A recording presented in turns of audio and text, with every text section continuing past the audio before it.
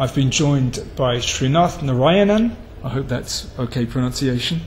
Good. Who's just had a remarkable game against, well, very strong Armenian Grandmaster Gabriel Sargissian. Well, before we get into that, I can see, well, you're heavily outrated here. Almost 200 points. Yeah. I mean, you're an international master. Yeah. But, well, tell everyone how many Grandmaster norms you have. Well, I have 5 Grandmaster norms. The last one being at the Aeroflot Open, just now. Fantastic. But, so, okay, you've got 5 Grandmaster norms. Why aren't you a Grandmaster? Well, probably because I don't win games like this at the end. Okay, but well, I think people should know about the rating qualification. I still need to reach 2500. My live rating is around 24. My live rating started at 2491 at the beginning of this tournament, and I was gaining 0.7 till today. So I think if I had won today, maybe I would have gained like 7.4 or 7.5. So basically, you need to get above 2500, and yes, then they'll call you a Grandmaster. Yes. Then you'll stop playing. Well, then I can start playing. Yeah, exactly. Then the pressure's off, and then you can just play with a free hand. Yeah. Okay. Well, let's get into the game today, because it was, for many reasons, quite a remarkable game. So you had black, and it's a Queen's Indian. Okay. Now, what on earth is this move? I'm sorry. What is A5? Explain that to us. Well, it's a very strange move. Also, clearly I didn't understand it properly, if you saw the game. But Kamsky has played this 3 times. Really? Yeah. Oh, okay. And he got good positions from those games. And normally what happens is it transposes to some variation of Queen's Indian or Bogo Indian. After Bishop G2, Bishop B4, Bishop D2. Okay. So Bishop G2, Bishop B4. Well, okay, let's say Bishop D2, and then it's Queen's Indian after Bishop B7. Yeah. Yes. Okay, that's a fairly normal line, of course. Yeah. So, just a normal line, and I wanted to start with A5 because I had just seen Kamsky do it. Okay. And I thought maybe it might confuse my opponent a bit and make him think for some time. He didn't seem to think for some time. He played knight c3 without hesitation. Yeah, without hesitation. He plays the Nimzo knight f3, so I should have really thought about this. It's a good transposition for him, and here I just couldn't see the point of A5, what A5 does, how to make it useful. So hang on, one move into your variation, and you're saying, well, it was pointless. Well, I couldn't see the point, but maybe Kamsky would have played better. Okay, let's see. Well, you came up with D5, which looks like a pretty normal move. Of course, if you play this on move 1, it's even better. Okay, so D5. And now we have, well, it's still a fairly typical pawn structure, but it looks like A5 is a little bit premature, maybe. Yeah, I took a long time after knight c3, but I just couldn't find a setup where A5 was useful. Yeah. And so, I thought, okay, defend a bad position. Which I have been doing a lot quite recently since I played in the Aeroflot Open. Every game I was playing someone 200 points above, and most of the games I had bad positions from the start. So what did you actually score in the Aeroflot Open? 4.5.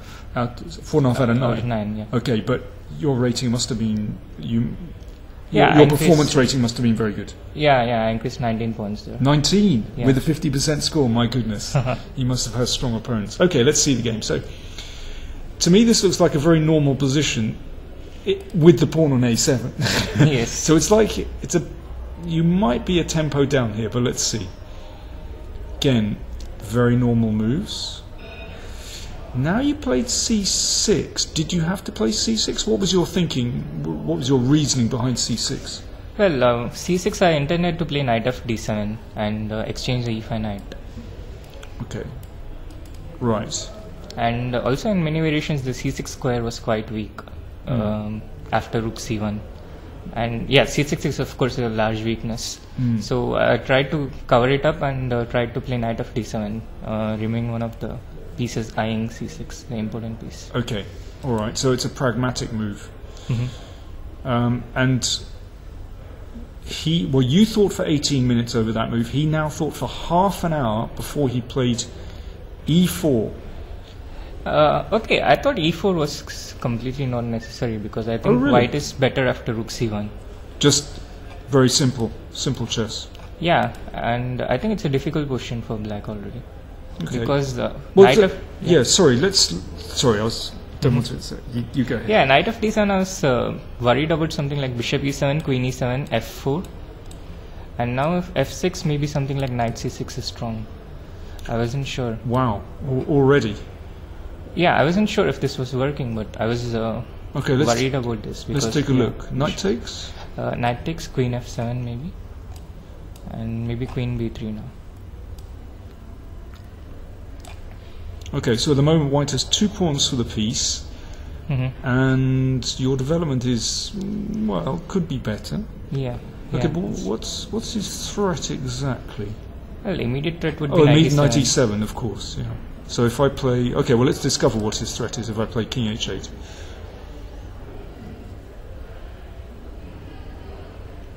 It's not so clear. Yeah, not so clear. But also I couldn't be sure that it's not lost after one move or something. Well, it's true, yeah. It's certainly very close, but... Okay, you seem to be hanging on. Oh, okay. And I think in any case the strategic compensation is huge because black just can't get his pieces out. So maybe like rook c2 or rook c3. Okay, just softly. Yeah, interesting.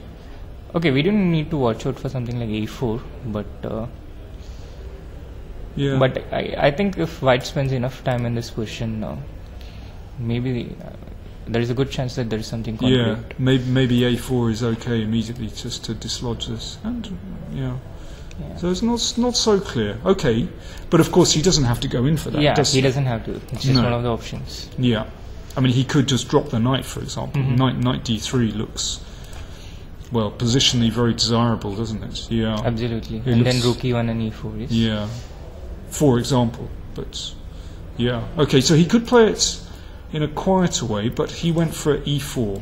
Yeah, very concrete. So you took, and okay, he took again. Well, it doesn't look bad, does it, for white? He's looking at 2 little weaknesses here. Now but I thought at the very least I thought black had c5 here, and which didn't. You didn't do this, but you think it's reasonable. Yeah. And I don't think white has a big advantage here anymore. So, okay, let me think.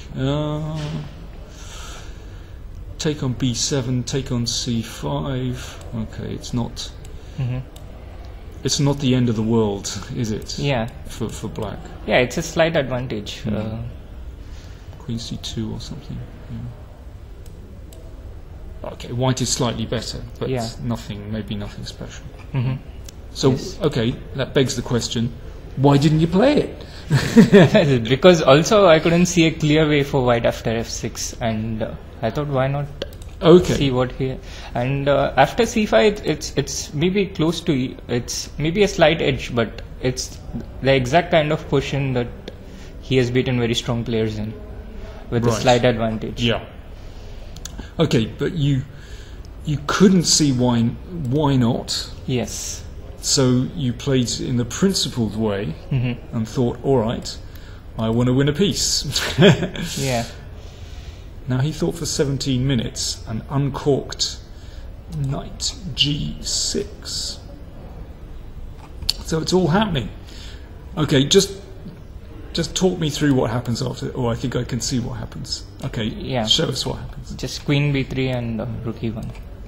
Rook f7, rook e1. Yeah, of course, queen d5. And queen d5 is knight e7. Yeah. So, rook f7. Let's just show that. It's very nice. And the black king is in some trouble. Okay. So, you took bishop takes. Right. What were your feelings at this moment during the game? Well, of course I was terrified, but but again, I didn't see the exact concrete continuation, so okay, a lot of uncertainty. Yeah. And I was trying very hard to find the win for white. Okay, so clearly this is the threat. So you played queen e6, which means that after this, queen h5, rook d8. So after checking, it's a very typical defense that your queen can interpose. Okay. But now in this position, well, your opponent, I have to say, played a really beautiful move. Yeah. Something I hadn't seen actually. Yeah. So we should try and explain this. Well, okay.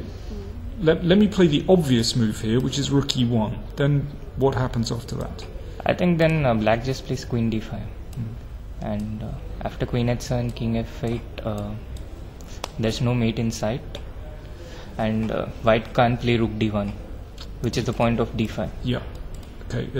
Because the pawn blocks. Yes. So what he does is he plays this incredibly crafty move. So that means that if... Okay, let's go through all the captures. So queen takes allows... rook d1. Yeah. Nice pin. It's a beautiful move, I have to say.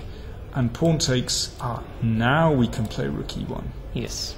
To force the queen away from the diagonal, and of course, well, for example, mate straight away. Wow, it's a very beautiful move. So you took it with the rook. Yes. Check here. Right. So now the 8th rank is vulnerable. So rook e1 hitting the queen.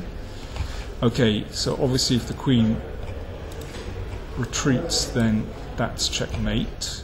So that's why the rook was lured up the board. Okay, so you had to play rook e5. So how were you feeling at this moment? Also, I was trying very hard to find the win for white. But you weren't quite sure? Yeah, I couldn't see concretely how. He took... And now he played rook d1. Yeah. Rook d1, and after knight d7, I thought I was just a piece up. But, okay, 14 minutes left, and I had already had a lot of surprises in the game, like d5. And okay, so I just offered a draw, making him choose. And how long did it take him to accept? I think around 10 minutes. Okay. So a draw was agreed here. What might have happened? So let's say check, king comes up, check again here. Yes, and now I think the important detail is if bishop f5 after knight d7. Okay, so basically your king is finding a secure spot on c7. Yeah. Right, so let's go back. So after, yeah. So bishop f5, and here there's knight f6. Okay. Which is the point. That's and now I think black is completely secure with the knight to the defense. Right. So in the last variation with queen h8, king e7, queen g7, king d8, also if white tries to play bishop f5, then black just has that one tempo to save with queen e7. And then king c7. Okay, let me see, in this position. Yeah. Okay, well there's nothing doing here, is there? Yeah. Well, yeah, queen h7 and then queen e7. Okay, if white had something like queen h5 instead, then maybe yes. Okay, but you weren't entirely sure that, and you were running short of time, so you thought, best be careful. Okay, by the time the draw was agreed, I had a fair idea that probably I should be hugely better, but. Okay, so you kind of panicked a little bit. You played knight d7 and offered a draw. No, when I offered a draw, I wasn't sure. Yeah. But okay. When he was thinking for the 10 minutes, then it became clearer. Yeah. Okay, but if we go back, now you guys had a postmortem together, some analysis, and it turns out that f4 is very strong. So talk us through this. Why is this very well? First of all, okay, I can see very clearly if the F file opens, then the king will be ripped to shreds. So you have to play here. Now, what's the difference? What does white play now? Well, white goes for the same line with rook d1. The difference, the pawn on f4 makes all the difference here, because after knight d7, f5, and f5.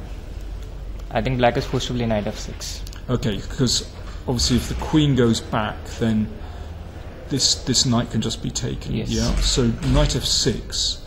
All right, tricky. And now fe6, knight h7, rook d7. Ah, that's the critical move. Yes, rook d7. Instead of recapturing, which even recapturing might be good. But okay, rook d7. Wow, that's very strong.